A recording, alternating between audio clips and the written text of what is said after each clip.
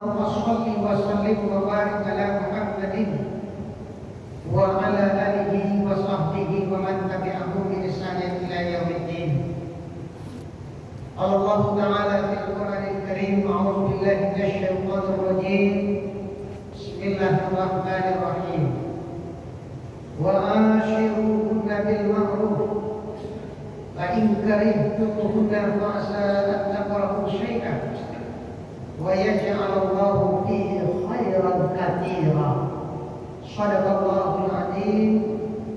Al-Quran surah An-Nisa ayat 19. Bapak, ibu-ibu kaum muslimin wal muslimat, jemaah asyar Taqwa Muhammadiyah,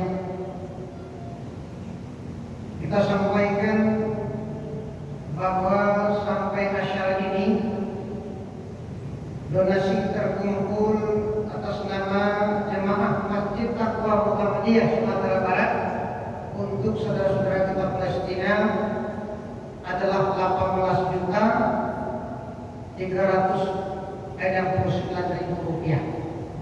18 juta 369.000 rupiah. Jazakallah khairan jazakallah khairan katsira. Dan ibu jemaah rahimakumullah, kemarin kita telah sampaikan bahwa satu di antara 3 faktor yang utama dilihat oleh Michael Hart, seorang ahli sejarah berkebangsaan Prancis beragama Yahudi. Setelah beliau meneliti tentang Nabi kita Muhammad SAW, kemudian beliau menulis sebuah buku yang monumental dalam bahasa Inggris dengan judul Lewat Henry Directing Demand Inclusive in History. 100 tokoh yang sangat berpengaruh di dunia menurut catatan sejarah. Beliau Michael Hart, ayah dan ibunya dari Prancis, dia lahir di Amerika, beragama Yahudi Kristen Katolik. Di antara 100 tokoh dunia yang sangat berpengaruh itu, dia membuat urutan nomor 1 adalah Nabi kita Muhammad Sallallahu Alaihi Wasallam. Kalau Ustaz dalam itu Nabi awal nomor 1 itu wajar. Ini tak bukan harapan yang bingung, tapi dia jujur. Sehingga begitu bukunya di tahun 70-an itu dicetak, diluncurkan, banyak mendapat tanggapan yang sangat luar biasa, yang cacian, makian, hujatan yang sangat hebat. Di atas hujatan yang begitu dahsyat datang dari berbagai macam, dari berbagai kalangan, beliau menjawab ada 3 keberhasilan yang sangat gemilang yang telah disampaikan oleh Muhammad SAW sebagai pemimpin berkeliling dunia. Yang ketiga, 3 faktornya itu tidak mungkin bisa ditandingi oleh pemimpin manapun di dunia ini. Satu di antaranya kemarin kita sampaikan bahwa kata beliau, Muhammad sebagai seorang pemimpin berkeliling dunia dalam waktu 22 tahun, 2 bulan, 22 hari, sukses dengan gemilang dalam bidang asyaratul ijtima'iyah. Apa itu asyaratul ijtima'iyah? Bahwa Muhammad telah melakukan revolusi besar dalam rangka mengangkat martabat harkat dan martabat umat manusia dari lembah yang sangat-sangat biadab menjadi manusia berakhlak, dari lembah manusia yang sangat hina, jahiliyah menjadi manusia yang berakhlak yang baik. Nah, kaum muslimin sedang jemaah rahimahullah, satu di antaranya adalah bahwa Muhammad telah berhasil mengangkat harkat martabat kaum perempuan. Di saat dunia ketika berbagai pandangan dan ideologi agama menghinakan, menistakan kaum perempuan, Muhammadlah orangnya yang mengangkat harkat martabat kaum perempuan. Kemana-mana Muhammad selalu mengkampanyekan an-nisa'u ibadul billah. Wanita itu tiang negara, tak main-main.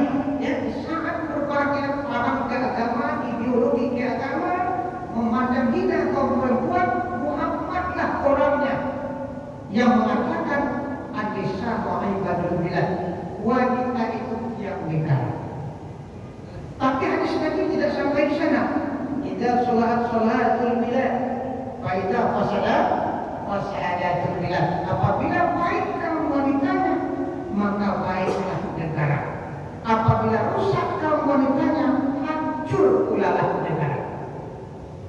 Jadi kalau kita renungkan pesan Nabi ini kaum muslimin, nampaknya kunci kemakmuran satu negara, bermartabatnya satu negara tergantung perempuan.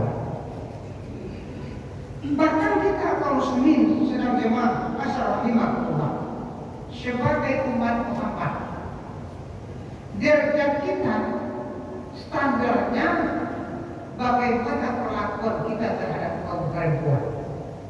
Ini disebut oleh Rasulullah dalam hadis, la akraman nisa ila karim wa ma la'annahunna ila li'ain. Tidaklah yang memuliakan kaum wanita itu melainkan orang-orang yang memuliakannya, dan tidak pula yang menghinakan kaum wanita itu melainkan orang-orang yang hina pula. Jadi mari kita sama-sama evaluasi diri. Sudahkah kita perlakukan wanita yang dekat dengan kehidupan kita dengan baik? Sudahkah kita muliakan mereka sehingga pantas kita menjadi orang yang mulia? Itu tentu kita bisa menjawab masing-masing.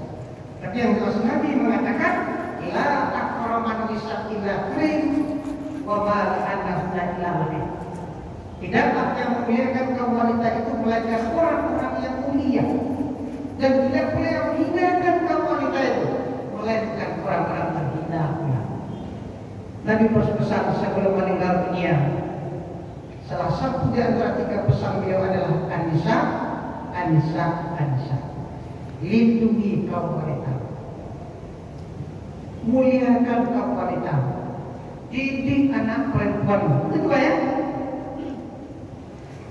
Nah, kalau sini sedang dimarahi pula, bagaimana kita lihat sekarang? Seperti yang kejadian di Bandung, seorang pemuda gara-gara dia dapat mentahlil sama ibunya dibunuhnya. Tidak kan? Tidak. Kenapa? Karena wanita yang paling patut kita muliakan di dalam Islam adalah ibu kita. Tak salah kaum muslimin rahimahullah. Ada hadis mengatakan ketika seorang pemuda bertanya kepada Rasulullah, ya Rasulullah, kepada siapa aku harus berbakti? Ummuka. Kedua, kepada siapa lagi ya Rasul? Ummuka. Ketiga, ummuka. Yang keempat baru abika. Jadi kalau aku gini, kau berkiri mana? Dari rantau, yang pejuta pak. Saya tahu tua banyak. Tinggung tua apa? Ya, sama. Itulah pertima. Ya, karena pertanyaan begitu Allah Subhanahu Wa Taala memuliakan ibu. Baca surat Luqman ini. Wa wasainal insana biwalidayhi hamalathu ummuhu wahnan ala wahni wa fisaluhu fi amain. Dan kami wajibkan kepada manusia, kata Allah, agar mereka berbakti kepada kedua orang tuanya. Terutama adalah ummuhu, ibu. Allah katakan.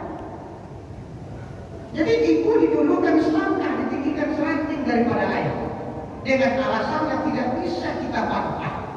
Pertama alasan Allah adalah ummuhu wahnan ala wahnin. Ibu itu telah mengandungmu dalam keadaan susah bertambah susah.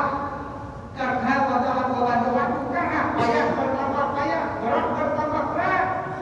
Awak pernah masuk rumah, ya, tapi ibu kita merasakan itu. Makanya kaum muslimin rahimahullah, ingatlah pesan Nabi tadi. La akraman nisa ila karim wa ma la'annahunna ila li'ain. Tidaklah yang memuliakan kaum wanita itu melainkan orang-orang yang mulia, dan tidak pula yang menghinakan kaum wanita itu melainkan orang-orang yang hina. Ibu kita adalah satu sosok yang wajib kita muliakan, kita hormati, kita tolong, kita bantu, kita cintai dengan penuh kasih sayang, dengan penuh keikhlasan. Ketika kita berkata kepada orang tua kita, apalagi ibu, maka hina lagi.